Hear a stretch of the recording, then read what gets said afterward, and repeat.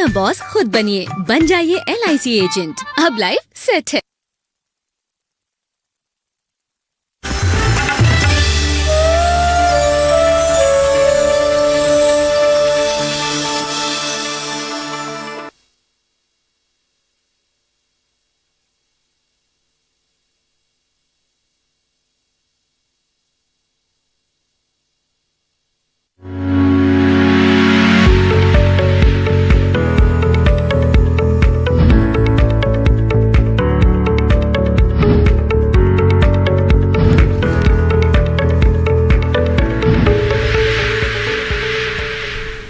नमस्कार, स्वागत है आप सभी का हमारे लाइव फोन इन कार्यक्रम हेलो किसान में। मैं हूं आपके साथ अदिति शर्मा। किसान भाइयों बहनों, हमारा ये कार्यक्रम एक खुला मंच है आप सभी के लिए, जिस पर आप फोन कर सकते हैं, अपनी जो समस्याएं हैं खेती किसानी से संबंधित उनके समाधान जान सकते हैं। आज के हमारे इस कार्यक्रम में क्या विषय हम आपके लिए लेकर आए हैं, आइए सबसे पहले आपको जानकारी देते हैं। आज के कार्यक्रम में हम चर्चा करने वाले हैं जैविक खेती के नए आयाम पर, और साथ ही चर्चा होगी अमरूद के बागों की देखभाल पर भी। आपके पास कोई सवाल है, कोई समस्या है, उसका समाधान आप जान सकते हैं। करना क्या है, आपको हमारे टोल फ्री नंबर पर कॉल करना है। हमारे टोल फ्री नंबर है 1800-113060, 1800-113061। ये हमारे टोल फ्री यानी कि निःशुल्क नंबर है, जिस पर आप अगले 1 घंटे के दौरान कॉल कर सकते हैं, अपनी समस्याएं हमसे साझा करके समाधान हासिल कर सकते हैं। हमारे विशेषज्ञ हमारे साथ उपस्थित हैं, आइए परिचय करवा दें। इस वक्त स्टूडियो में मौजूद हैं डॉक्टर दिनेश कुमार, बता दें प्रधान वैज्ञानिक हैं सस्य विज्ञान संभाग IRI पूसा नई दिल्ली में। डॉक्टर कुमार, बहुत बहुत स्वागत है आपका। धन्यवाद। साथ ही हमारे साथ लाइव इस वक्त जुड़े हुए हैं डॉक्टर महेश चौधरी, बता दें आपको ये वैज्ञानिक है कृषि विज्ञान केंद्र फतेहपुर सीकर राजस्थान में। डॉक्टर चौधरी, आपका भी बहुत बहुत स्वागत है हमारे लाइव फोन इन कार्यक्रम में। धन्यवाद। तो किसान भाइयों बहनों, आज के हमारे इस अंक में किस विषय पर चर्चा होने वाली है, हमने आपको जानकारी दे दी है। जैविक खेती और अमरूद के बागों की देखभाल, दोनों ही अहम विषय हैं। आपके पास कोई भी सवाल है, आप बेझिझक हमारे टोल फ्री नंबर पर कॉल करके अपने सवाल हमसे पूछ सकते हैं। लेकिन 2 बातों का आपको ध्यान रखना है। पहला, नेटवर्क एरिया में आकर आपको कॉल करना है, जिससे आपका सवाल हम सही ढंग से सुन सके और समाधान आप तक पहुंचा सके। और दूसरा, जो कि बहुत बार हम दोहराते हैं लेकिन थोड़े किसान भाई सुनते नहीं है और इससे समस्या हो जाती है, अपने टीवी की आवाज कम कर दीजिए जब भी आप हमसे बात कर रहे हैं। फोन पे हमसे बात कीजिए, आप जवाब टीवी पर जरूर सुन सकते हैं। तो इन बातों को ध्यान में रखते हुए आप बेझिझक हमें कॉल कीजिए। हम हमारी चर्चा की यहाँ पर शुरुआत करते हैं, जैविक खेती से ही यहाँ पर शुरुआत कर लेते हैं। डॉक्टर कुमार, आपके पास आना चाहेंगे। जैविक खेती की जब बात होती है तो हमारी सरकार भी, हमारे माननीय प्रधानमंत्री जी भी इसको काफी बढ़ावा दे रहे हैं, किसान भी अच्छे स्तर पर अपना रहे हैं। तो अभी के अगर हम वर्तमान समय की बात करें तो किस स्तर पर है जैविक खेती हमारे देश में? देखिए, मोटे तौर पे किसान भाई जानते हैं ऐसी खेती जो रसायन मुक्त हो, जिसमें जहरीले रसायनों का प्रयोग नहीं किया जाता, उसको जैविक खेती कहते हैं। और धीरे धीरे हमारे देश में इसका क्षेत्रफल लगातार बढ़ता जा रहा है। वर्तमान में इसका क्षेत्रफल लगभग 43.3 लाख हेक्टेयर है। और साथ ही साथ जो कर्षित क्षेत्र है, जहाँ पे जुताई करके जैविक खेती की जाती है, वो लगभग 26.5 मिलियन लाख हेक्टेयर है। इसी तरीके से जो वन्य क्षेत्र हैं, जो वाइल्ड हार्वेस्ट है, जंगली क्षेत्र है, उसके अंतर्गत 16 लाख हेक्टेयर के आसपास क्षेत्र आता है। कुल मिला के 43.3 लाख हेक्टेयर क्षेत्र है देश में, जो कि अच्छा खासा क्षेत्र है। और ये मुख्य तौर पे मध्य प्रदेश, महाराष्ट्र, राजस्थान, कर्नाटक, उत्तराखंड, जम्मू कश्मीर वगैरह जो हमारे राज्य हैं उनमें है। और अच्छा खासा हम उत्पादन भी करते हैं और निर्यात भी करते हैं।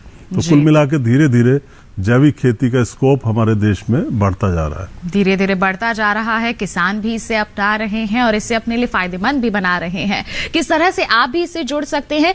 जैविक खेती को लेकर बहुत सारी भ्रांतियां होती हैं, उनको भी आज हम दूर करेंगे, बताएंगे इन तमाम बातों के बारे में। लेकिन उससे पहले हमारी एक खास रिपोर्ट है, उस पर नजर डाल लेते हैं।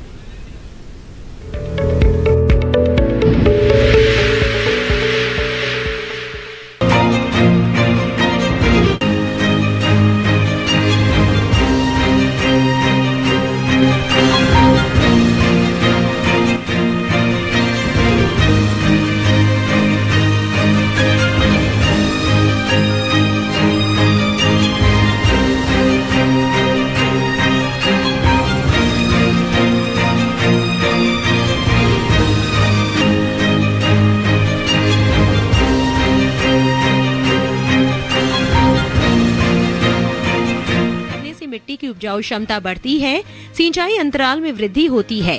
रासायनिक खाद पर निर्भरता कम होने से उत्पादन लागत में कमी आती है। फसलों की उत्पादकता में वृद्धि होती है और जैविक उत्पादों की बाजार में अच्छी खासी मांग होने के कारण किसानों को आमदनी भी अच्छी हो जाती है।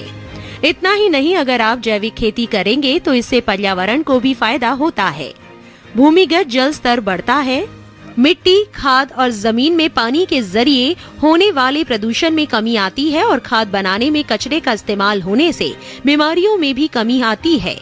आपको बता दें कि जैविक तरीके से उगाए गए अनाज और सब्जियों का स्वाद अच्छा होता है और पौष्टिकता भी ज्यादा होती है। इतना ही नहीं, जैविक विधि से तैयार सब्जियों की भंडारण क्षमता भी ज्यादा होती है। जैविक खेती करने से किसान की उत्पादन लागत भी 25 से 30% तक कम हो जाती है।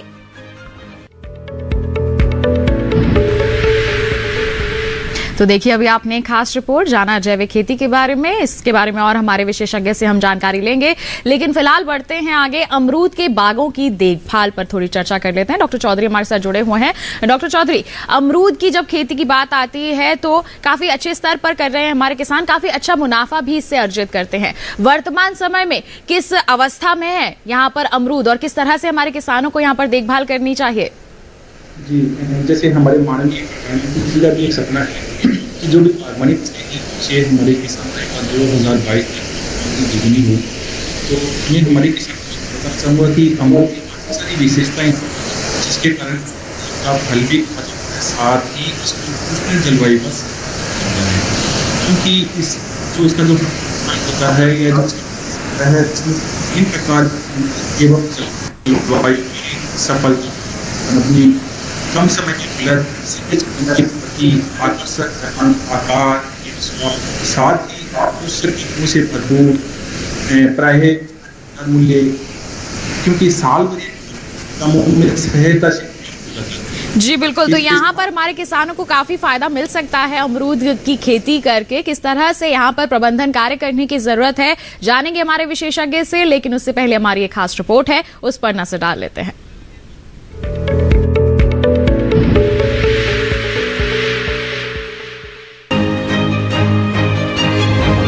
इस समय जिन किसानों ने अमरूद के बाग लगा रखे हैं, उन्हें फसल की खास देखभाल करने की जरूरत है। अमरूद में सिंचाई प्रबंधन करें, जरूरत के हिसाब से सिंचाई करें। इस महीने पेड़ों और छोटे पौधों को पाले से बचाने की समुचित व्यवस्था करें। छोटे पौधों को ढककर रखें। अमरूद को कीटों से भी बचाएं। छाल खाने वाले कीटों की रोकथाम के लिए कीट द्वारा बनाए गए छेदों की पहचान करके उनमें मिट्टी के तेल या पेट्रोल से भीगी रुई को डालें। इसके बाद उन्हें गीली मिट्टी से बंद कर दें। पके फलों को पक्षियों के प्रकोप से बचाने की तैयारी करें। इसके लिए पेड़ों पर पक्षियों को डराने वाला चमकीला फीता लगा सकते हैं। इसके अलावा इंसान के आकार के पुतलों यानी बिजुका भी बाग में लगा सकते हैं। अमरूद में फल मक्खी के हमले की आशंका रहती है। फल मक्खी से फसल को बचाने के लिए साइपरमेथ्रिन 2.0 मिलीलीटर को 1 लीटर या मोनोक्रोटोफॉस 1.5 मिलीलीटर को 1 लीटर की दर से पानी में घोल बनाकर फल के पकने से पहले 10 दिनों के अंतराल पर छिड़काव करें। ये छिड़काव 2 से 3 बार करें। वहीं फल मक्खी से प्रभावित फलों को तोड़कर अलग कर दें। बगीचे में फल मक्खी के वयस्क नर को फंसाने के लिए फेरोमोन ट्रैप लगाएं। वहीं स्टूलिंग विधि से पौधे तैयार करने के लिए 2 से 3 साल के पौधों को जमीन से 4 से 5 इंच ऊंचाई पर काट दे। इससे उनमें अगली तिमाही में फुटाव आएगा। इसके अलावा तैयार फलों को सही समय पर तुड़ाई करके बाजार में भेजें। फलों को प्रसंस्करण या मूल्य संवर्धन के लिए भी इनका इस्तेमाल कर सकते हैं। तैयार फलों को बाजार में भेजने से पहले फलों की किस्मों और आकार के आधार पर श्रेणीकरण कर ले। ऐसा करने से बाजार में फलों की उचित कीमत मिल सकेगी।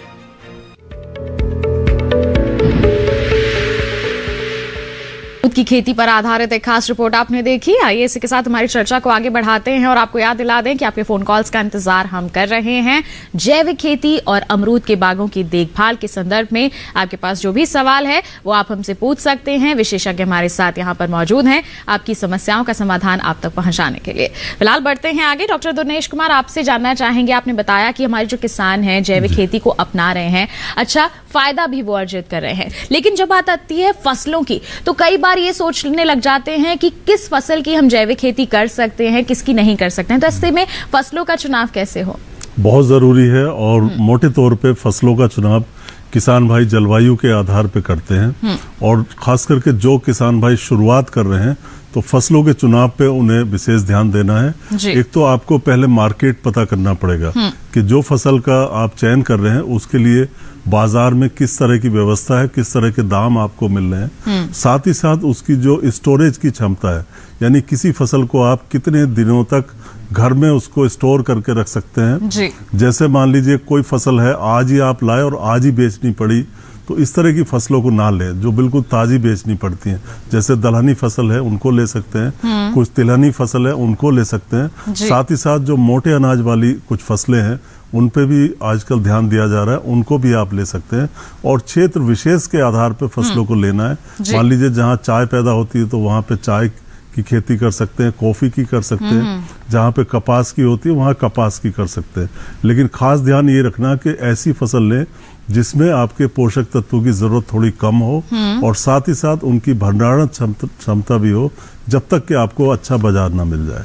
बिल्कुल, तो आपको फसलों का चयन यहाँ पर किस तरह से करना है हमारे विशेषज्ञ ने आपको बता दिया है। इसी संदर्भ में हमारी चर्चा को जारी रखेंगे, लेकिन एक कॉलर हमारे साथ यहाँ पर जुड़ गए हैं, उनका सवाल शामिल कर लेते हैं। हेलो,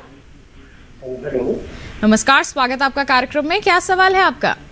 नमस्कार जी राजेश जी, पूछिए अपना सवाल।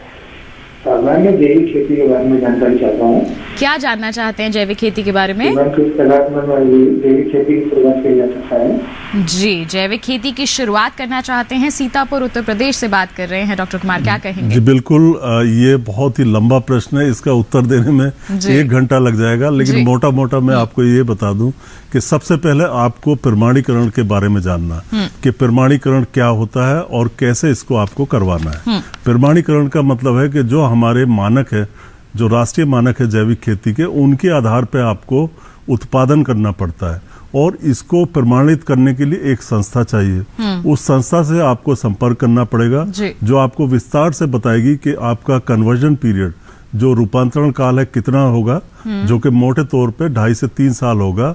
और साथ ही साथ आपको उत्पादन के स्टैंडर्ड जानने पड़ेंगे।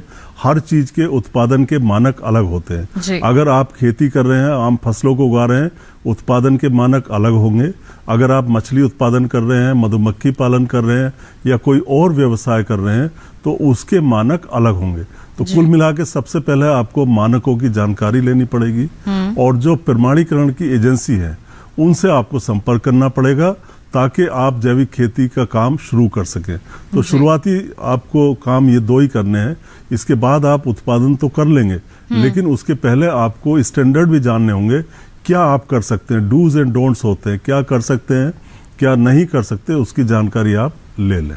जी बिल्कुल, तो जैसे आप कह रहे हैं कि इसके बारे में जानकारी यहाँ पर लेना बहुत जरूरी है, तो ऐसे में किसी तरह की कोई ट्रेनिंग भी यहाँ पर होती है जैविक खेती के लिए? जी, ट्रेनिंग आजकल कुछ कृषि विश्वविद्यालय और हमारे ICAR के संस्थान भी किसानों को भी ट्रेनिंग दे रहे हैं और पढ़े लिखे जो युवा हैं उनको भी ट्रेनिंग दे रहे हैं।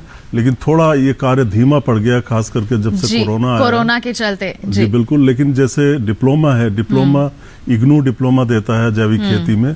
साथ ही साथ जो हमारा राष्ट्रीय जैविक खेती केंद्र गाजियाबाद है और इसके सेंटर है 7-8 देश में हमारे, ये आपको 1 महीने का डिप्लोमा देते हैं जैविक खेती के बारे में और संपर्क कर सकते हैं। गाजियाबाद में इनका हेडक्वार्टर है और वहां से आपको पता लगेगा और आप जो है ट्रेनिंग ले सकते हैं। और ये ट्रेनिंग आपको बता दूं निःशुल्क होती है, इसमें आपका कोई खर्चा नहीं होता और आपको बड़ी अच्छी ट्रेनिंग दी जाती है। बिल्कुल, तो आप अगर जैविक खेती की शुरुआत करना चाहते हैं तो आप इसके लिए पहले ट्रेनिंग यानी कि प्रशिक्षण भी ले लेंगे तो आपके लिए काफी फायदेमंद रहेगा। तो जैसे कि हम बात ही कर रहे हैं यहाँ पर डॉक्टर कुमार की, ट्रेनिंग लेना बहुत जरूरी है, फसलों का चुनाव बहुत जरूरी हो जाता है। जैसे हर फसल की किस्म होती है, हर क्षेत्र के लिए अलग किस्म होती है, तो जैविक खेती के लिए भी अलग किस्मों का चयन करना होता है? जी बिल्कुल, अभी वैसे हमारे देश में खास करके जैविक क्षेत्रों के लिए किस्में नहीं है, लेकिन जो हमारी एग्जिस्टिंग या प्रचलित किस्में हैं उनमें से हमको चयन करना है। और इसमें मोटे तौर पे 3-4 बातों का ध्यान आपको रखना चाहिए। एक तो ऐसी किस्म का चुनाव लें जिसमें आपके पोषक तत्वों की जो आवश्यकता है वो थोड़ी कम हो। जैसे धान है मान लीजिए, तो धान में आप बासमती धान ले सकते हैं, इसमें पोषक तत्वों की आवश्यकता या रिक्वायरमेंट कम होती है। दूसरी तरफ हमको ध्यान देना है कि ऐसी किस्म लें जो उस क्षेत्र विशेष के लिए संस्तुत हो। तीसरी बात यह है कि ये जो है कीड़ा मकोड़ा और बीमारी के लिए जो है वो मतलब रेसिस्टेंट होनी चाहिए, उसकी सहनशीलता उसके प्रति होनी चाहिए। इस तरह की किस्मों का चुनाव करें, क्योंकि इसमें हम इंसेक्टिसाइड वगैरह जो कीटनाशी दवाएं हैं, रसायनों का प्रयोग नहीं कर सकते। तो जो हमारी ये सहनशील किस्में हैं उनको अगर हम लेते हैं तो हमारा फायदा होता है, उसमें कीड़े मकोड़े बीमारी कम आती है। तो इन खास बातों का आपको ध्यान में रखते हुए बिल्कुल यहाँ पर जरूर आप किस्मों का चयन कर सकते हैं। बढ़ते हैं आगे, कॉलर हमारे साथ यहाँ पर जुड़ गए हैं, उनका क्या सवाल है हम जान लेते हैं। हेलो, नमस्कार अजय जी, स्वागत है आपका कार्यक्रम में। क्या सवाल है आपका? मैं ये जानना चाहता हूँ, जैसे मैं अभी टमाटो मिर्ची की खेती कर रहा हूँ, तो उसको जैसे मुझे जैविक खेती में, तो मैं रासायनिक कर रहा हूँ, जैविक में तो मैं जा नहीं सकता। आप चाह रहे हैं कि टमाटर मिर्च की जो खेती कर रहे हैं उसको आप जैविक रूप से कर सकते हैं या फिर नहीं? जी हाँ। जी बताएं। आप अपने घर के लिए करना चाहते हैं या बाजार के लिए करना चाहते हैं? बाजार के लिए सर। बाजार के लिए। तो आपको अभी थोड़ी देर पहले मैंने बताया था, आपको प्रमाणीकरण के बारे में जानकारी लेनी होगी। 2 तरह का प्रमाणीकरण होता है। एक तो होता है जो राष्ट्रीय जैविक खेती केंद्र कराता है, उसको हम पार्टिसिपेटरी गारंटी सिस्टम कहते हैं, पीजीएस कहते हैं, जो मोटे तौर पे निशुल्क होता है। आप उनसे संपर्क कर सकते हैं।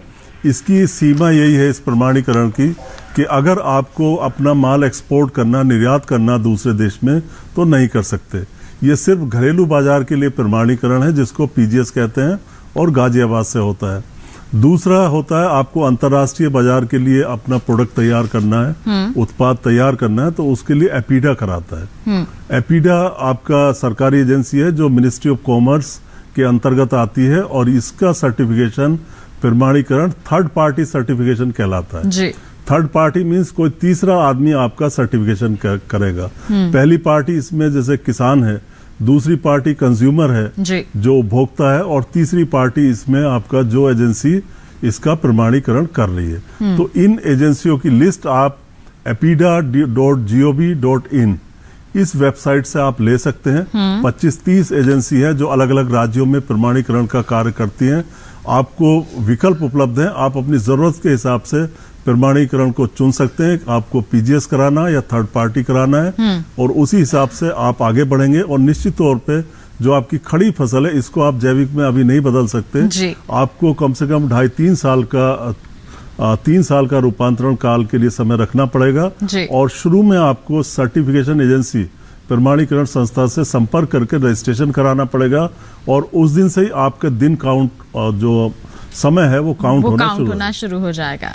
जी बिल्कुल। तो जैसे अभी आपने कहा कि 2.5-3 साल का समय लगता है पूरी तरह से कन्वर्जन पीरियड जो होता है रूपांतरण के लिए रासायनिक से जैविक खेती की ओर, लेकिन ऐसे में हमारे किसान जो हैं थोड़े से निराश हो जाते हैं कि हमारी उपज कम हो जाएगी, इसके चलते वो जैविक खेती का रुख पूरी तरह से नहीं करते। तो ऐसे में आपकी क्या सलाह रहेगी? देखिए, ये जो उपज कम होती है ये सब जगह एक समान नहीं होती। अगर हम जो हमारे बारानी क्षेत्र है, जहां पहले से ही लगभग जैविक खेती का प्रयोग किया जा रहा है, जैविक खेती की जा रही है, जहां पे उर्वरकों का इस्तेमाल प्रयोग बहुत कम हो रहा है, न्यूनतम प्रयोग हो रहा है, रसायनों का भी प्रयोग नहीं किया जा रहा, तो वो तो काफी नजदीक है जैविक खेती के। जैसे सिक्किम था, बहुत नजदीक था। इसी तरीके से उत्तर पूर्वी राज्य जो है हमारे नॉर्थ ईस्ट स्टेट्स हैं, बहुत सारे ऐसे हैं जहां पे रसायनों का प्रयोग नहीं करते। तो वहां पे अगर आप जैविक खेती में कन्वर्ट करते हैं, रूपांतरण करते हैं, तो पैदावार में गिरावट बहुत कम होती है, 5 से 10% होती है। हाँ, यही चीज अगर आप पंजाब, हरियाणा या जहां पे इंटेंसिव फार्मिंग होती है वहां पे कन्वर्जन करते हैं, तो वहां पे पैदावार 30-35% कम आती है। तो ये तो पैदावार का अंतर हो गया। और साथ ही साथ जब आप मान लीजिए ये राष्ट्रीय जैविक खेती केंद्र से पीजीएस का सर्टिफिकेशन करा रहे हैं, तो वो आपको पीजीएस ग्रीन का लोगो देते हैं। तो रूपांतरण काल में जो आपका उत्पाद आता है, बाजार में जो आप बेचते हैं, उससे आपको ज्यादा दाम मिल सकता है, क्योंकि ये पीजीएस ग्रीन का लोगो मिलता है, यानी आप रूपांतरण काल के दौरान इस उत्पाद को पैदा कर रहे हैं। जी बिल्कुल। तो देखिए, थोड़ा सा किसी भी चीज में हम बदलाव करते हैं तो कमी आ सकती है। इसके चलते आप जैविक खेती से दूर मत रहिए, आप जैविक खेती को अपनाइए। थोड़ा सा समय लगेगा, फिर देखिएगा आपकी आमदनी धीरे धीरे खुद ही बढ़ती जाएगी। इसी के साथ बढ़ते हैं हम भी आगे, और डॉक्टर चौधरी हमारे साथ जुड़े हुए हैं, उनसे अमरूद की देखभाल के बारे में जान लेते हैं। वर्तमान समय में क्या सलाह रहेगी आपकी हमारे किसानों को? जी, हम किसान भाई आमदनी की बात है तो अमरूद एक महत्वपूर्ण फसल है, क्योंकि इसके जो फल है काफी पसंद किए जाते हैं। साथ ही जो फलों की यदि हमें अच्छी गुणवत्ता चाहिए तो क्योंकि अभी जब बात कर रहे हैं हम, तो अभी जैसे सर्दी का मौसम चल रहा है तो सर्दी से सबसे पहले बात, क्योंकि ये सर्दी से बहुत ज्यादा प्रभावित होता है तो हमें पाले से बचाव करना है। साथ ही इसमें साल में 3 बार बहार आती है, जिसको बहार कंट्रोल करना काफी महत्वपूर्ण प्रक्रिया होती है अमरूद में। अमरूद में क्योंकि साल में 3 बार पुष्पन आता है, 3 बार फल आता है, तो पहला जो पुष्पन बोलते हैं तो उसको बोलते हैं हम अम्बे बहार। अम्बे बहार की जो पुष्पन होता है वो फरवरी मार्च में आता है। दूसरी बार जो बहार आती है उसको हम मृग बहार बोलते हैं, जो जुलाई अगस्त में आती है। तीसरी बार जो बहार आती है वो हर्ष बहार आती है, जो भी सर्दी में आती है अक्टूबर के महीने में। तो मैं जो भी किसान भाई अमरूद की खेती कर रहे हैं या करना चाहते हैं तो मैं उनको सलाह देना चाहूंगा कि हमें जो बहार लेनी है, बहार जो हमें बाजार में कौन सी जो बहार है उसका भाव अच्छा मिल सकता है या हमारे पास वाटर की उपलब्धता कितनी है, तो उसके ऊपर ये निर्भर करती है। लेकिन जो मृग बहार होती है, जो कि सर्दियों में जिसके फल पकते हैं, वो अच्छी मानी जाती है, क्योंकि जो अमरूद की जो सबसे बड़ी समस्या आती है फल मक्खी की। फल मक्खी के कारण हमारे जो किसान भाई है उनकी अपनी उपज का अच्छा मूल्य नहीं मिल पाता है।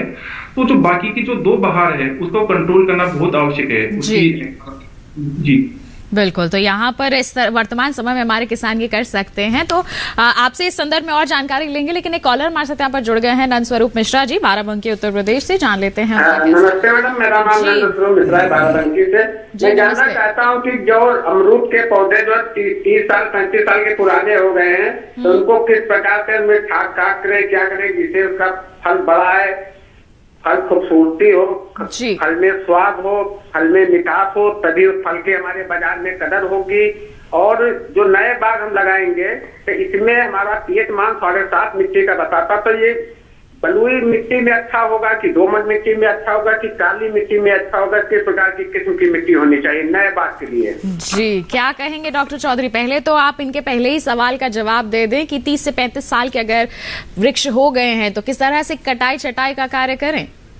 जी, हमारे किसान भाई ने क्योंकि एक ही प्रश्न में कई सारे प्रश्न पूछे हैं, तो सबसे पहले जो उन्होंने पूछा कि उन्होंने बगीचा लगा रखा है लेकिन उसकी 30 से 35 साल उम्र हो गई है, तो क्योंकि ऐसे बगीचों को हम अनप्रोडक्टिव बगीचे बोलते हैं, जिससे ज्यादा उत्पादन नहीं मिल पाता। और एक अमरूद की सबसे खास बात होती है कि इसमें हमेशा जो पुष्पन और जो फलत होता है नई शाखाओं पे होता है, क्योंकि जितनी ज्यादा कलियां सृजन होती है उतनी ही ज्यादा उसमें पुष्पन और फलत होता है। जी मैं हमारे किसान भाई को बोलना चाहूंगा कि एक बार आप पूरे बगीचे को जो भी, क्योंकि इनकी उपज में काफी कमी आ गई है, तो पूरे बगीचे की एक बार काट छाट कर लेंगे। और काट में साल में 3 बार कर सकते हैं, जनवरी फरवरी के महीने में कर सकते हैं, जुलाई में कर सकते हैं और सितंबर अक्टूबर के माह में कर सकते हैं। वो निर्भर करता है कि हमारे पास रिसोर्सेज क्या है, हम कौन सी बहार लेना पसंद करते हैं। तो एक आप उसकी अच्छी तरह से प्रूनिंग कर लें।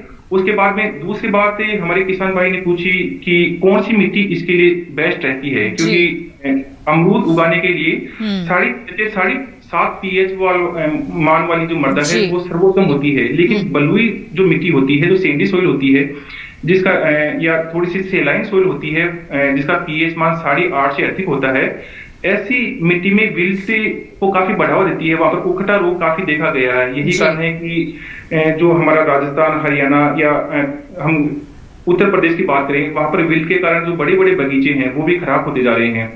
तो इसके लिए क्योंकि मिट्टी है बलुई दोमट जो मृदा है वो सर्वोत्तम होती है। साथ ही मिट्टी का पीएच मान 6.5 से लेकर 7.5 तक हो और उसमें जीवाश्म जो पदार्थ है वो प्रचुर हो, तो वो सबसे सर्वोत्तम मानी जाती है।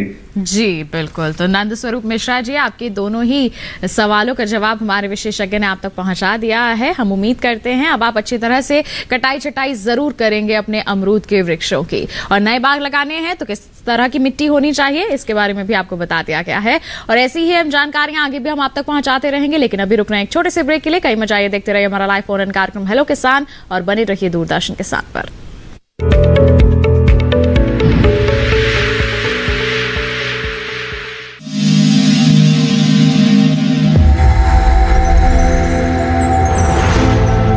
आत्मनिर्भर किसान भारत की शान।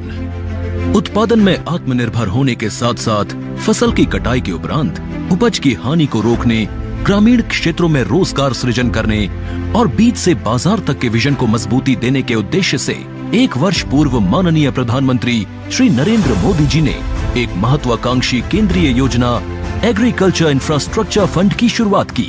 इस आधुनिक इंफ्रास्ट्रक्चर से कृषि आधारित उद्योग लगाने में एक बहुत बड़ा बदलाव आएगा और बहुत बड़ी गति आएगी। साथियों, अब हम उस स्थिति की तरफ बढ़ रहे हैं जहां गांव के कृषि उद्योगों से फूड आधारित उत्पाद शहर जाएंगे और यही तो आत्मनिर्भर भारत अभियान का संकल्प है।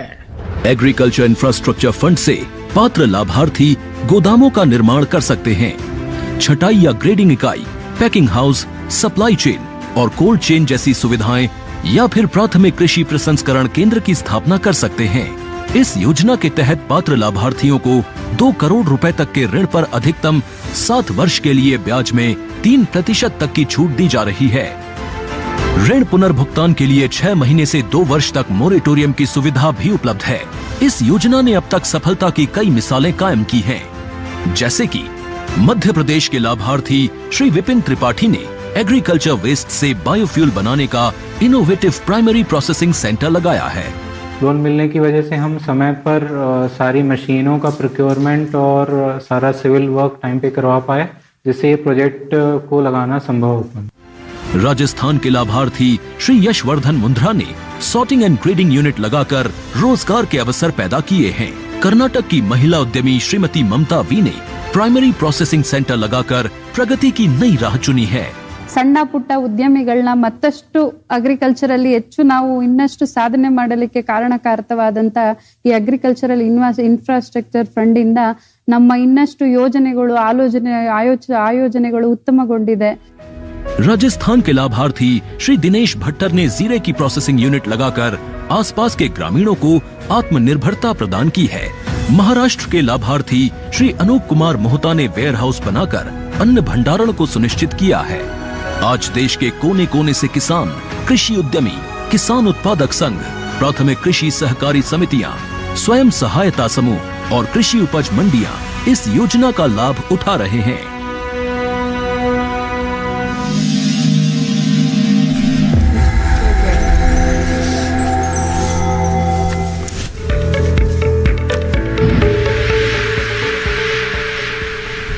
ब्रेक के बाद आप सभी का फिर से स्वागत है हमारे लाइव फोन इन कार्यक्रम हेलो किसान में। आज हम चर्चा कर रहे हैं जैविक खेती और अमरूद के बागों की देखभाल पर। आपके पास कोई सवाल है, जल्दी से अपना फोन उठाइए। हमारे टोल फ्री नंबर पर आप कॉल कर सकते हैं, अपने सवाल हमसे साझा कर सकते हैं, जिनके जवाब हमारे जो विशेषज्ञ हैं आप तक जरूर पहुंचाएंगे। इस वक्त भी प्रमोद कुमार जी हमारे साथ फोन लाइन पर जुड़े हुए हैं। आइए जान लेते हैं क्या है उनका सवाल। Hello hello Pramod ji. हाँ हेलो जी नमस्कार, स्वागत आपका कार्यक्रम में। पूछिए अपना सवाल। जी बोले कि केला का खेती जो है जैविक तरीका से कर सकते हैं या नहीं? जी, केले की खेती जैविक रूप से कर सकते हैं या नहीं डॉक्टर कुमार? हाँ, या करने का तरीका बताया जाए। जी देखिए, तरीका तो मोटे तौर पे आप जो केले की खेती पारंपरिक विधि से कर रहे हैं उसी तरह से आपको करना है, और जैविक खेती आप इसकी कर सकते हैं।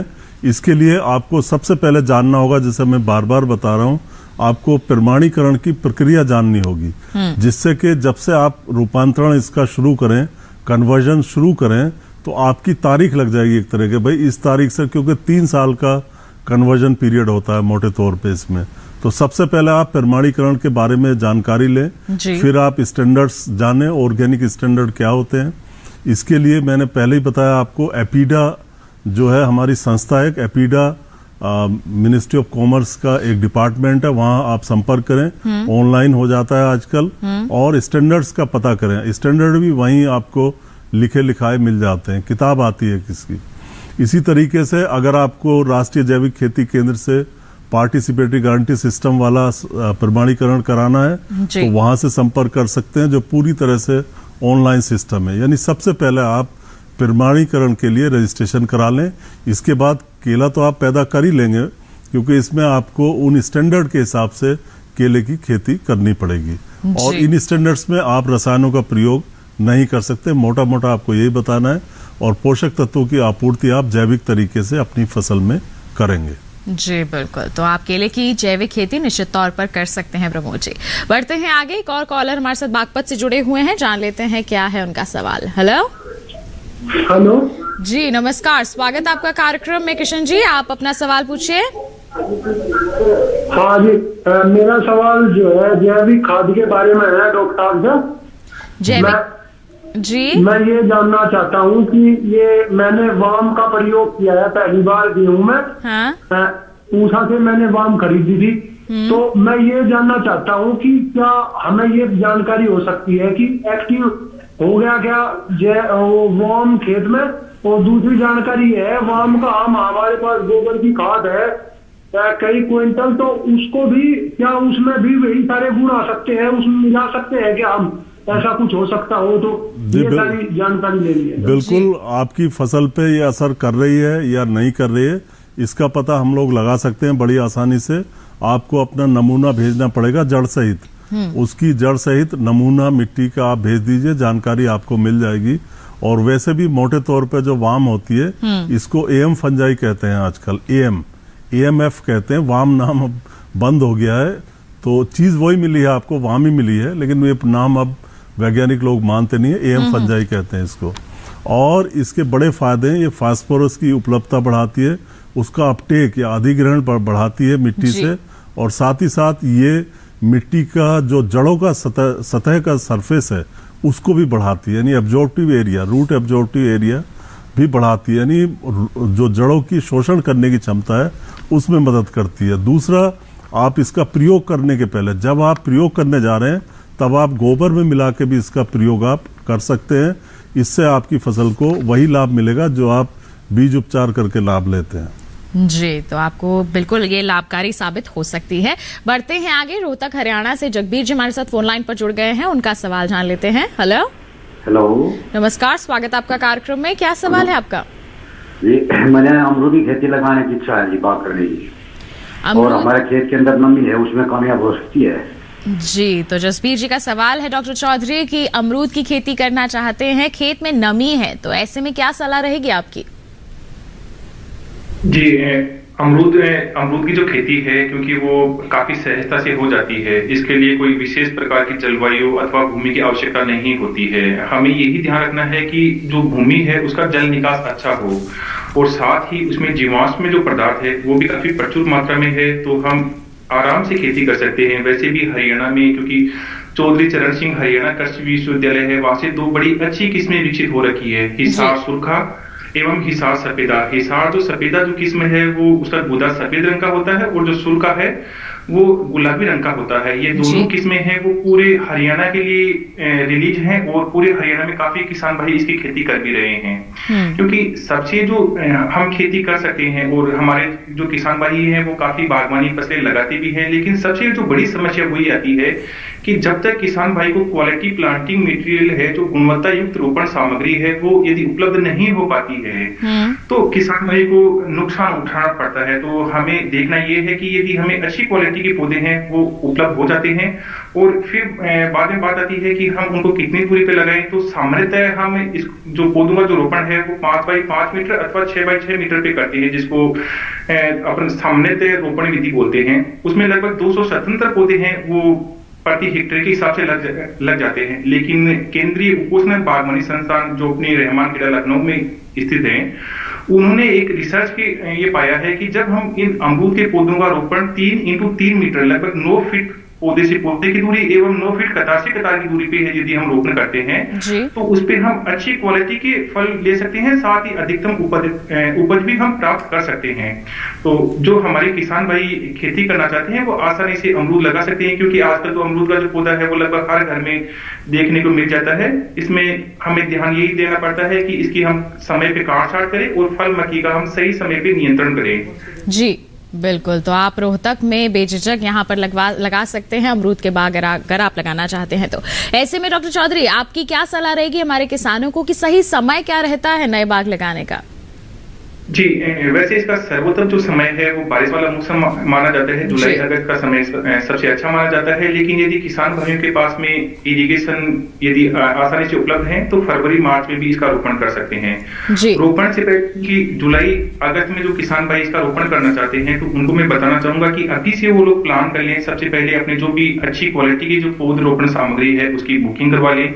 बुकिंग हमेशा जो भी कृषि विश्वविद्यालय है, कृषि विज्ञान केंद्र है अथवा जो भी जो सरकारी जो संस्था है वहीं से पौधे खरीदें। क्योंकि आजकल देखने में आता है कि अमरूद में सबसे दो ही बड़ी समस्या आती है, खासकर अपने नॉर्थ इंडिया में। एक विल्ट की उखटा रोग की, दूसरी नेमेटोड्स की। नेमेटोड्स के कारण जो बड़े बड़े जो बगीचे हैं, खासकर जैसे हरियाणा में भी हम लोग देखते हैं कि हरियाणा हो चाहे राजस्थान हो चाहे उत्तर प्रदेश हो, नेमेटोड्स के कारण, क्योंकि नेमेटोड्स है वो एक पौधे से ही दूसरे पौधे में प्लांटिंग जो मेटेरियल है उसी के द्वारा फैलता है। जब हमने दिस फर्स्ट पौधे हमने यदि रोपण कर लिया तो उसके बाद में हम ये मानते हैं कि लगभग हमने 50% जो अचीव करना था अपने बगीचे का वो कर लिया। उसके बाद में अप्रैल मई में जब भी धूप काफी तेज होती है उस समय गड्ढों की खुदाई कर ली। इसके लिए लगभग 60 इंटू 60 सेंटीमीटर, लगभग 2 फीट चौड़ा 2 फीट गहरा और 2 फीट ऊंचा हमें गड्ढों की खुदाई कर लेनी चाहिए। प्रति गड्ढे के हिसाब से लगभग हमें 20 किलोग्राम गोबरी खाद, साथ ही हमें आधा किलो से लेकर 1 किलोग्राम नीम की खली भी डाल देनी चाहिए, जिससे नेमेटोड्स की समस्या भी कम आएगी, दूसरी तरह की कीट एवं बीमारियों से भी बचाव हो पाएगा।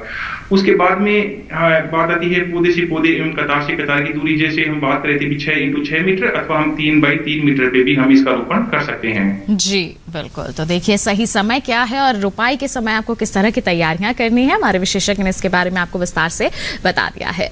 बढ़ते हैं आगे, डॉक्टर कुमार का रुख कर लेते हैं। डॉक्टर दिनेश कुमार, हमारे जो दर्शक हैं, हमारे जो किसान भाई हैं, अगर जैविक खेती को अपनाते हैं तो उनके लिए ये भी जानना बहुत जरूरी हो जाता है कि हम पोषक तत्वों का प्रबंधन किस प्रकार कर सकते हैं। तो इसके लिए क्या कहना चाहेंगे आप? पोषक तत्वों का प्रबंधन जैविक खेती में बहुत ही आवश्यक हिस्सा है। इसके लिए आप फसल चक्रों को अपनाएं, जिसमें कि आप दलहनी फसलों का समावेश कर लें। साथ ही दलहनी फसलों को आप अंतर्वर्ती फसल के रूप में या मिश्रित सस्यन के रूप में भी उगा सकते हैं। इसके अलावा जो हमारे जैविक खाद हैं, जैविक खादें जैसे कि गोबर की खाद है, तमाम तरह की कंपोस्ट खाद हैं, पत्ती की कंपोस्ट बनती है या भूसा जो जलाया जाता है उससे कंपोस्ट बना सकते हैं। हमारे घरेलू सामग्री उससे भी कंपोस्ट बना सकते हैं। साथ ही साथ जो वर्मी कंपोस्ट है उसका भी प्रयोग कर सकते हैं, फसल अवशेषों का भी प्रयोग कर सकते हैं और जैव उर्वरकों का भी प्रयोग कर सकते हैं। और जो खलियां हैं, ऐसी खलियां जो पशुओं को नहीं खिलाई जाती उनका भी प्रयोग कर सकते हैं। जैसे नीम की खली है, इसका प्रयोग आप कर सकते हैं। दूसरी कोई खली जिसका कोई अन्य उपयोग ना हो उसका भी आप प्रयोग कर सकते हैं। लेकिन इन सब का संयुक्त प्रयोग करना ज़्यादा अच्छा होगा, इंटीग्रेटेड प्रयोग ज़्यादा अच्छा होगा, एकीकृत प्रयोग, क्योंकि हर जगह हर चीज़ नहीं मिलती। तो जिस क्षेत्र में, जिस खेत पे जो भी चीज इनमें से मिल जाती है उनका आप कॉम्बिनेशन बना के अपनी फसल में प्रयोग में ला सकते हैं। बिल्कुल। तो आपको क्या करना है पोषक तत्व प्रबंधन करते समय जब आप जैविक खेती कर रहे हैं, हमारे विशेषज्ञ ने आपको बता दिया है। बढ़ते हैं आगे, मंदसौर से हमारे साथ विनोद जी फोन लाइन पर जुड़ गए हैं, उनका सवाल जान लेते हैं। हेलो जी मैडम, नमस्कार, स्वागत आपका कार्यक्रम में, पूछिए अपना सवाल। विनोद जी अपना सवाल पूछिए। मैडम नमस्कार। जी नमस्कार, अपना सवाल पूछिए विनोद जी। मैडम ये बोला कि हमारा क्या 1 साल से संतरे की फसल लगा रही थी तो उसके अंदर क्या मैडम के फूल नहीं आ रहे मैडम? आपने मैडम संतरे की फसल में इसमें है कि अमरूद की फसल में फूल नहीं आ रहे मैडम। अमरूद की फसल में 1 साल हो गया करीब करीब, उसमें क्या कारण है मैडम? तो डॉक्टर चौधरी, कितने साल पुराना है आपका जो बाग है? हमारा बगीचा 3 साल पुराना मैडम, करीब करीब। जी डॉक्टर चौधरी क्या कहेंगे आप? फूल नहीं आ रहे हैं। जी इन्होंने पौधे जो अपने ग्राफ्टिंग वाले लगाए हैं या देसी पौधे लगाए हैं? विनोद जी क्या कहेंगे, ग्राफ्टिंग वाले लगाए हैं या फिर देसी पौधे लगाए हैं? देसी पौधे लगाए मैडम, देसी पौधे। देसी पौधे लगाए हैं, जी बताएं डॉक्टर चौधरी। जी यही मैं किसान भाइयों से बार बार गुजारिश करता हूँ कि मैडम देसी पौधे, देसी। जी विनोद जी, मैं आपकी बात समझ रहा हूँ। तो विनोद जी को मैं बताना चाहूंगा कि हमेशा हम किसान भाइयों से यही गुजारिश रहती है कि क्योंकि जितने भी हमारे बाग बगीचे हैं या दूसरे चाहे हम अन्य दूसरे फलदार पौधों भी ले लें, तो उनमें सबसे बड़ी समस्या आती है कि जब हमारे किसान भाई को क्वालिटी रोपण सामग्री नहीं मिल पाती है तो उसमें फलत कम होता है अथवा फलत कई समय बाद में आता है। तो जैसे विनोद जी बता रहे हैं, इन्होंने देसी पौधे लगाए हैं जिसको हम बीजू पौधे भी कहते हैं। तो इनके जो पौधे हैं वो 3 साल के हो गए हैं। तो यदि जब हम ग्राफ्टिंग वाली, क्योंकि आजकल वेज ग्राफ्टिंग काफी ज्यादा अमरूद में चल रही है, साथ ही भेड़ कलम के भी पौधे आसानी से मिल जाते हैं, ऐसे पौधे रोपण के 3 साल बाद में अच्छी फलत में जाते हैं, व्यावसायिक उत्पादन में जाते हैं। लेकिन जब तक हम देसी पौधों की बात करते हैं वो 4-5 साल ले लेते हैं। फिर भी मैं विनोद जी को बताना चाहूंगा कि क्योंकि इसमें साल में 3 बार पुष्पन होता है और जब तक हम पौधों को स्ट्रेस नहीं देते हैं, जैसे पानी को यदि नहीं रोकेंगे, तो यदि हम उसमें लगातार पानी देते रहेंगे, लगातार पोषक तत्व देते रहेंगे, तो उसकी वेजिटेटिव जो ग्रोथ है, वानस्पतिक बढ़वार है, वो तो होती रहती है लेकिन पुष्पन में नहीं आता है। तो आप एक बार मार्च से लेकर अप्रैल मई तक आप उसमें पानी रोक दीजिए। उसके बाद में एक बार उनकी जब पत्तियां झड़ जाएगी, जब पुनः फिर उसकी जो वेजिटेटिव ग्रोथ है, जो वानस्पतिक बढ़वार है, उस समय जब होती रहे, उस समय आप उसमें अच्छी खाद पानी डाल के फिर एक बार उसमें पुष्पन हो जाएगा, उसमें कोई समस्या नहीं आएगी। जी बिल्कुल। तो विनोद जी, आपको क्या करना है, हमारे विशेषज्ञ ने आपको बता दिया है। और साथ ही आपको बता दें कि हमारे कॉल सेंटर नंबर पर भी हमारे कई दर्शक कॉल करते हैं, अपने सवाल पहले ही रिकॉर्ड करवा लेते हैं, जिन्हें अब हम कार्यक्रम में शामिल करेंगे। एक कॉल आया हमारे पास उत्तर प्रदेश से प्रभाकर सिंह जी का, और इन्होंने पूछा है डॉक्टर चौधरी आपसे एक सवाल कि हमारे अमरूद के पेड़ में फलों में छेद है और लार्वा सा निकल रहा है, ये क्या है और क्या है इसका उपचार? जी, ये अमरूद में बड़ी समस्या है और बारिश वाले मौसम में तो खासकर 90% तक जो भी फसल होती है वो खराब हो जाती है। ये समस्या आती है मुख्यतः फल मक्खी के कारण। फल मक्खी में क्या होता है, जब फल छोटा रहता है उसी समय जो इसके जो मक्खी होती है वो अंडे दे देती है फल के अंदर, जो हमें दिखाई नहीं देते। जब हम फल को काटते हैं अथवा उसको तोड़ते हैं तब हमें दिखाई देता है कि उसमें काफी सारे लार्वा दिखाई देते हैं। तो ये अमरूद में बड़ी समस्या है और इसको हम आसानी से कंट्रोल कर सकते हैं। इसके लिए आजकल बाजार में जो फेरामोन ट्रेप आते हैं, मक्खी को आकर्षित करने वाले ट्रेप आते हैं, जिसमें ल्यूर लगा होता है, या इसको हम घर पे भी तैयार कर सकते हैं मिथाइल यूजिनोल से। तो ये मिथाइल यूजिनोल क्या करता है, ये जो नर जो की मक्खी होती है, नर मक्खी को आकर्षित कर लेता है और उसमें हम कोई भी कीटनाशी दवा है, जैसे मेलोथियन है, रोगोर है, वो हम उस जो अपना ट्रेप लगा रहे हैं उसमें भर देते हैं, तो जो भी मक्खी वगैरह उसमें गिरेगी वो नष्ट हो जाएगी। दूसरा, इसका नियंत्रण हम ऐसे कर सकते हैं, क्योंकि ये जो समस्या आती है जब हम हमारे बगीचे की अच्छी तरह से साफ सफाई नहीं करते हैं, जो भी फल छेद वाले हो जाते हैं वो अपनी जमीन पे गिरते रहते हैं और वो समस्या आगे से आगे बढ़ती रहती है। तो हमें सबसे पहले हमारे जो भी बगीचे लगा रखे हैं उसको बिल्कुल वीड्स फ्री रखना है, हमें बिल्कुल खरपतवार रहित रखना है। साथ ही जो रोग ग्रसित जो अपने फल होते हैं उन फलों को भी कहीं एक गड्ढा करके उसमें दबा देना चाहिए। साथ ही हमें ये भी ध्यान रखना है कि यदि हमें और भी अच्छी क्वालिटी की यदि हमें फल चाहिए तो आजकल थैलाबंदी की जो प्रक्रिया है वो भी काफी चलती है, जिसमें पॉलीथीन या जो नेट बैग बाजार में आसानी से उपलब्ध हो जाते हैं, वो भी यदि हम फलों पे लगा देते हैं तो जो फल की क्वालिटी होती है, उसकी चमक होती है, वो काफी अच्छी आती है। उसमें मार्केट वैल्यू जो फल की मिलेगी वो हमें दूसरे फलों की तुलना में बहुत अच्छी मिलेगी। जी बिल्कुल। तो प्रभाकर जी, आपको क्या करना है, हमारे विशेषज्ञ ने आपको विस्तार से बता दिया है। और एक और कॉलर ने अपना सवाल रिकॉर्ड करवाया था, उसे शामिल करेंगे कार्यक्रम में, लेकिन एक छोटे से ब्रेक के बाद। कहीं मत जाइए, देखते रहिए हमारा लाइव फोन इन कार्यक्रम हेलो किसान और बने रहिए दूरदर्शन किसान पर।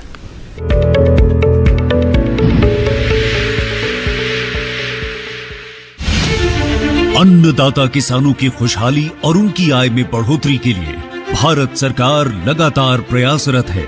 माननीय प्रधानमंत्री श्री नरेंद्र मोदी जी के दूरदर्शी नेतृत्व में पिछले 7 वर्षों में खेती को आधुनिक और किसानों को आत्मनिर्भर बनाने के लिए कई निर्णय लिए गए हैं।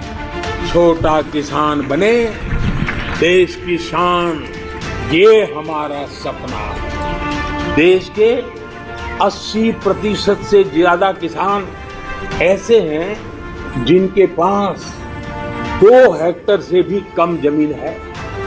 अब देश में इन्हीं छोटे किसानों को ध्यान में रखते हुए कृषि सुधार किए जा रहे हैं, निर्णय लिए जा रहे हैं। प्रधानमंत्री किसान सम्मान निधि योजना की शुरुआत 24 फरवरी 2019 को माननीय प्रधानमंत्री श्री नरेंद्र मोदी जी के द्वारा की गई थी। पीएम किसान योजना का पूरा खर्च भारत सरकार वहन करती है। इसके तहत लाभार्थी किसानों को हर साल 6,000 रुपए की सम्मान राशि 2,000 रुपए की 3 समान किस्तों में सीधे उनके बैंक खातों में हस्तांतरित की जाती है।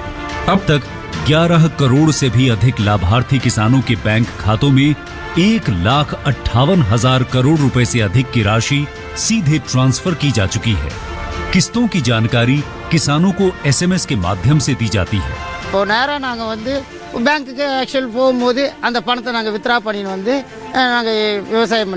इस मदद से बुआई के पहले अब किसानों को बीज, खाद, कीटनाशक और कृषि संबंधी अन्य जरूरतों के लिए साहूकारों के आगे हाथ नहीं फैलाना पड़ता।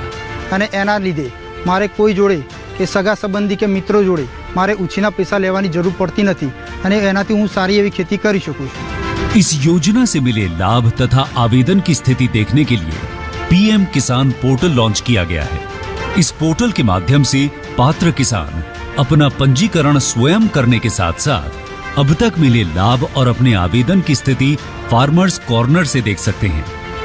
इस योजना का लाभ पात्र किसानों को ही मिल सके, इसके लिए इस प्रक्रिया को फूल प्रूफ बनाते हुए इसे आधार और इनकम टैक्स वेरिफिकेशन के साथ साथ फिजिकल वेरिफिकेशन से भी जोड़ा गया है। इसके अलावा किसानों की सुविधाओं और जानकारी के लिए पीएम किसान मोबाइल ऐप भी विकसित किया गया है। पीएम किसान सम्मान निधि योजना का लाभ देश के सभी राज्यों और केंद्र शासित प्रदेशों के किसानों को मिल रहा है। इसे हासिल करके हमारा किसान सबल और आत्मनिर्भर हो रहा है। इस स्कीम ने हमारा भारत सरकार ने हमारा किसान के लिए बहुत बड़ा सम्मान दिया है। इसीलिए हम भारत सरकार को, प्रधानमंत्री नरेंद्र मोदी जी को हम बहुत बहुत धन्यवाद देती हूँ।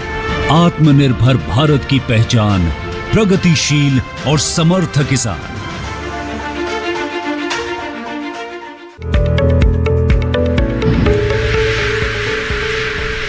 ब्रेक के बाद आप सभी का फिर से स्वागत है हमारे लाइव फोन इन कार्यक्रम हेलो किसान में। लगातार हमारी चर्चा जारी है जैविक खेती और अमरूद के बागों की देखभाल के बारे में।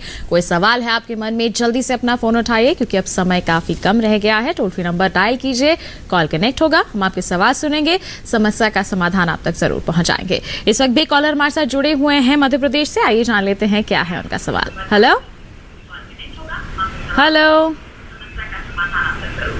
हेलो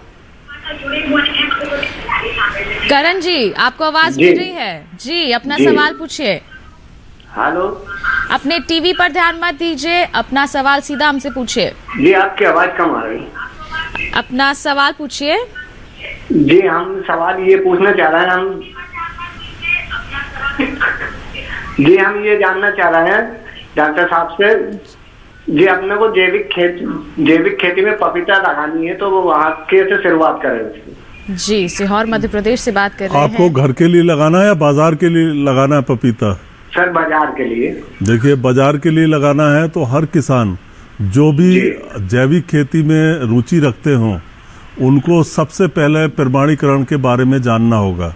प्रमाणीकरण क्या होता है और स्टैंडर्ड्स क्या होते हैं, ऑर्गेनिक खेती के, जैविक खेती के मानक क्या होते हैं।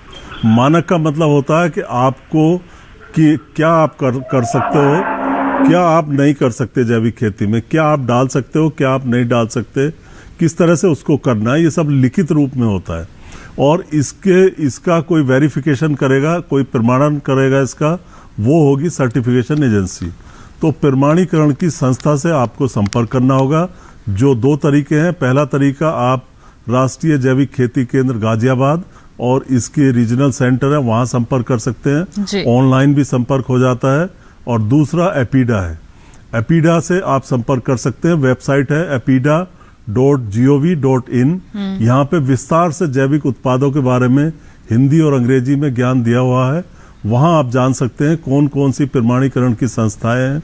सरकारी भी संस्थाएं हैं कुछ जो करती हैं और कुछ गैर सरकारी है। हाँ, ये चार्ज लगाती हैं, इसमें इनको पैसा देना पड़ता है और प्रति एकड़ के हिसाब से, जबकि जो राष्ट्रीय जैविक खेती केंद्र वाला प्रमाणीकरण है वो मोटे तौर पे निशुल्क होता है। लेकिन वो आपके जो घरेलू बाजार है उसके लिए होता है और ये आप कहीं भी बेच सकते हैं। तो ये सब चीजें आपको जाननी होंगी, तभी आप जैविक खेती की शुरुआत करें। जी बिल्कुल, बढ़ते हैं आगे। चूरू राजस्थान से ज्वाला प्रसाद जी हमारे साथ फोन लाइन पर जुड़े हुए हैं, उनका सवाल जान लेते हैं। हेलो। हाँ जी, नमस्कार, स्वागत आपका कार्यक्रम में, अपना सवाल पूछिए। ज्वाला प्रसाद जी अपना सवाल पूछिए। हेलो, लगता है फोन डिस्कनेक्ट हो गया, कोई बात नहीं है, आप कोशिश कीजिए, दोबारा आपका कॉल कनेक्ट होगा, हम आपका सवाल सुनेंगे, जवाब आप तक जरूर पहुंचाएंगे। फिलहाल हम बढ़ते हैं आगे, और जैसा कि हम पहले कह रहे थे कि कॉल सेंटर नंबर पर भी एक कॉल आया हुआ था जिसे हमने रिकॉर्ड किया है, जिसे हम कार्यक्रम में अब शामिल करेंगे। गुजरात से रंगनाथ सागर जी ने हमें कॉल किया था और इनका कहना था कि हमारा अमरूद का जो पेड़ है 9 साल का है, इसमें फलत कम हो गई है, कोई बीमारी भी नहीं है, पोषक तत्वों की कमी है शायद, तो इसकी पूर्ति कैसे कर सकते हैं? डॉक्टर चौधरी क्या कहेंगे? इनको लग रहा है पोषक तत्वों की कमी है, आपूर्ति कैसे करें? जी, जैसे हम बात कर रहे थे अमरूद में, क्योंकि साल में 3 बार पुष्पन और 3 बार फलत होता है, तो हमें संतुलित मात्रा में इसमें पोषक तत्व डालने बड़े आवश्यक हैं, बड़े जरूरी हैं। खासकर हम भी सर्दियों के मौसम में जब देखते हैं तो हमारे अधिकतर किसान भाइयों की समस्या होती है कि अभी जो अमरूद की जो पत्तियां होती है वो रेडिश कलर की हो जाती है, जिसको हम इसमें ब्रोंजिंग बोलते हैं। तो ब्रोंजिंग एक बड़ी कॉमन समस्या है, लगभग अधिकतर बगीचों में देखी जा सकती है। ये जो समस्या आती है, काफी सारे न्यूट्रिएंट्स इसमें शामिल होते हैं, जैसे खासकर हम बात करें फास्फोरस, पोटास एवं जिंक, क्योंकि जब हम लगातार फसल लेते रहते हैं और जो न्यूट्रिएंट्स हैं उनकी सप्लाई बराबर नहीं होने देते हैं, तो उससे क्या होता है कि जो पत्तियां हैं, पत्तियों का कलर ब्रोंज टाइप का हो जाता है, वो गुलाबी रंग की सी हो जाती है, और ये समस्या सर्दियों में तो अधिकतर लगभग बगीचों में देखी जाती है। साथ ही इससे ये भी होता है कि जो फल होते हैं वो फल भी कड़े हो जाते हैं, फलों का आकार भी छोटा हो जाता है। तो हमें इसके लिए लगभग 20 किलोग्राम अच्छी सड़ी हुई गोबरे खाद, लगभग 1 किलोग्राम सिंगल सुपर फास्फेट, लगभग 500 ग्राम म्यूरेट ऑफ पोटास, और साथ ही हमें लगभग 100 ग्राम जिंक सल्फेट है वो प्रति पौधे के हिसाब से हमें प्रति वर्ष देने की आवश्यकता होती है। साथ ही जैसे दूसरे जो पौधे होते हैं उसी की तरह, क्योंकि हमारा जो दूसरा विषय भी है जैविक खेती, उसमें भी हम बात करते हैं पोषण की, तो पोषण इसमें बड़ा महत्वपूर्ण होता है। जितने भी जो फलदार पौधे होते हैं उसमें सूक्ष्म जो मुख्य पोषक तत्व होते हैं, नाइट्रोजन, फास्फोरस और पोटास, हमारे किसान भाई मुख्यतः यही करते हैं कि या तो यूरिया डाल दिए, डीएपी, वो दूसरे तरह के पोषक तत्व नहीं डालते हैं। तो हमें जिंक सल्फेट भी हमें यूज करनी चाहिए। साथ ही जो बोरोन वगैरह जो तत्व हैं, जो सूक्ष्म पोषक तत्व हैं, उनको हमें प्रति पौधे के हिसाब से हम चाहे मिट्टी में भी डाल सकते हैं अथवा हम उसका छिड़काव भी कर सकते हैं। जी, तो ये पोषक तत्व हैं जिनकी आपूर्ति करनी जरूरी है। रंगनाथ जी, बढ़ते हैं आगे। मध्य प्रदेश से कॉलर हमारे साथ जुड़ गए हैं, उनका सवाल आइए हम जान लेते हैं। हेलो। हाँ जी, नमस्कार, स्वागत है आपका कार्यक्रम में। यशवंत जी, आप अपना सवाल पूछिए। जी, क्या जानना चाहते हैं आप? हाँ, मेरा सवाल ये है कि जो हम जामफल के, मेरे पास 50 पेड़ हैं जी, और 50 पेड़ों में ये है कि जामफल है ना पक नहीं पाता, कच्चा रहता है और छोटा रहता है, ग्रोथ नहीं हो पाती उसमें। ग्रोथ करने के लिए हमें क्या करना चाहिए और जिससे कि वो हमारे को ज्यादा मात्रा में प्राप्त हो सके? तो हम चाहेंगे कि उसके बारे में हमारे वैज्ञानिक हमको बताएं। जी, कितना पुराना पौधा है आपका? कम से कम है 4-5 साल पुराना। 4-5 साल पुराना है। डॉक्टर चौधरी, क्या कहना चाहेंगे आप हमारे किसान भाई को? जो हमारे किसान भाई करें, जैसे हम चर्चा कर रहे थे कि अमरूद को क्योंकि लोकल भाषा में जामफल भी बोलते हैं, तो इन्होंने जामफल के जो पौधे लगा रखे हैं उनके फलों के आकार अच्छा नहीं हो पाता है। तो अमरूद में हम बात करते हैं एक तो काट छांट की, क्योंकि काट छांट इसमें बहुत महत्वपूर्ण होती है। हमें चाहे फलों की आकार बढ़ाना हो अथवा उसकी गुणवत्ता हमें अच्छी लेनी हो, तो सबसे पहले तो हम बात करते हैं कि उसकी काट छांट जब भी आप जैसे जनवरी फरवरी के माह में अथवा जुलाई अगस्त में आप एक बार काट छांट कर ले, यदि साल में 2 बार भी हम काट छांट कर लेते हैं, अथवा जो किसान भाई कई तो ऐसे होते हैं जो साल में एक भी बार उसकी प्रूनिंग काट छांट नहीं करते हैं, तो सबसे पहले आप ध्यान रखें कि बराबर उसकी काट छांट करें। दूसरा हमें ध्यान रखना है कि क्योंकि इसमें 3 बार पुष्पन और 3 बार ही फलत होता है, तो हमें एक ही फलत लेनी है, क्योंकि जब हम कंटिन्यू 3 बार फलत लेंगे तो उससे हमें फलों की गुणवत्ता भी अच्छी नहीं आएगी। तो उसके लिए काफी सारी विधियां हैं, मेथड्स हैं, जैसे खासकर हम यदि हमारे पास में जैसे आप बता रहे हैं 50 पौधे हैं तो आप उनके जो फूल हैं वो हाथों से तोड़ सकते हैं। यदि ऐसा संभव नहीं है तो हम जैसे फरवरी माह से लेकर अप्रैल तक हम पानी रोक देते हैं। यदि वो संभव नहीं है तो फिर बाद में हम जैसे रसायन भी आते हैं, नेफेथिलिन एसिटिक एसिड अथवा जो यूरिया है उसका भी हम 10 से 15% का छिड़काव कर देते हैं। तो जो अपनी पत्तियां और जो फूल हैं वो गिर सकते हैं। जो बाहर हमें लेनी होती है उस बाहर, जैसे आप मध्य प्रदेश से बता रहे हैं तो मध्य प्रदेश में मृग बहार सबसे सर्वोत्तम मानी जाती है, जो जुलाई में जिसमें पुष्पन आएगा और जो फल है वो सर्दी में पकेंगे। तो केवल आप एक बात लीजिए, आपके फल हैं बड़े अच्छे आएंगे, अच्छी क्वालिटी के होंगे। तो किस तरह से आपको अच्छी बढ़वार लेनी है हमारे विशेषज्ञ ने आपको बता दिया है, और इसके लिए डॉक्टर चौधरी बहुत बहुत धन्यवाद देना चाहेंगे आपका। आपने अहम जानकारियां हमारे सभी दर्शकों के साथ साझा की। बहुत बहुत धन्यवाद आपका हमारे साथ जुड़ने के लिए। हमारे साथ डॉक्टर दिनेश कुमार उपस्थित हैं। अंतिम सवाल आपसे, हमारे किसानों को जैविक खेती के लिए क्या संदेश देना चाहेंगे यहाँ पर? जी बिल्कुल, देखिए जैविक खेती हमारी मिट्टी के लिए बहुत लाभदायक है। मिट्टी का स्वास्थ्य अच्छा रहता है, इससे उत्पन्न जो फसल होती है उसका भी स्वास्थ्य अच्छा रहता है, पर्यावरण का स्वास्थ्य अच्छा रहता है, और साथ ही साथ जो लोग इसका उपयोग करते हैं उत्पाद का, उनका स्वास्थ्य भी अच्छा रहता है। तो आप जैविक खेती को अपनाएं और इससे आपकी आमदनी भी बढ़ेगी, पर्यावरण सुरक्षित रहेगा और चारों तरफ खुशी खुशी रहेगी। जी बिल्कुल, तो हमारे किसानों के लिए काफी फायदेमंद साबित हो सकती है जैविक खेती। बस शर्त है आप इसे सही तरीके से यहाँ पर अपना लें और समझ के अपनाएं। बहुत बहुत धन्यवाद डॉक्टर कुमार आपका हमारे साथ जुड़ने के लिए, इतनी अहम जानकारियां आपने साझा की। बहुत बहुत धन्यवाद आपका भी।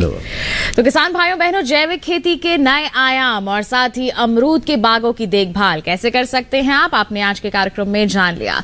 अब आपको बता देते हैं कि अगले कार्यक्रम का हमारा विषय क्या रहने वाला है। अगले कार्यक्रम में हम विस्तृत चर्चा करेंगे यहाँ पर प्रधानमंत्री फसल बीमा योजना पर। बहुत ही अहम और हम कह सकते हैं महत्वाकांक्षी योजना है, इस पर ही केंद्रित होगा, आधारित होगा हमारा अगला कार्यक्रम। आप इसके संदर्भ में जो भी विषय के संदर्भ में सवाल हैं आपके पूछ सकते हैं। पहले ही हम तक पहुंचाइए, ईमेल कीजिए हमें। हमारी ईमेल आईडी है hellokisan2015@gmail.com।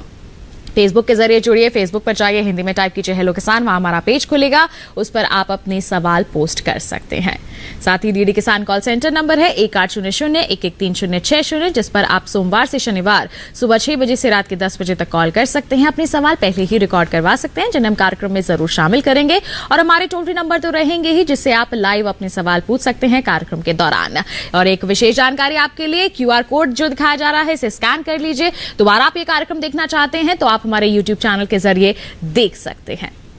तो बस आज के लिए इतना ही, अगले अंक में होगी मुलाकात। तब तक के लिए दीजिए इजाजत, आप बने रहिए दूरदर्शन किसान पर। नमस्कार।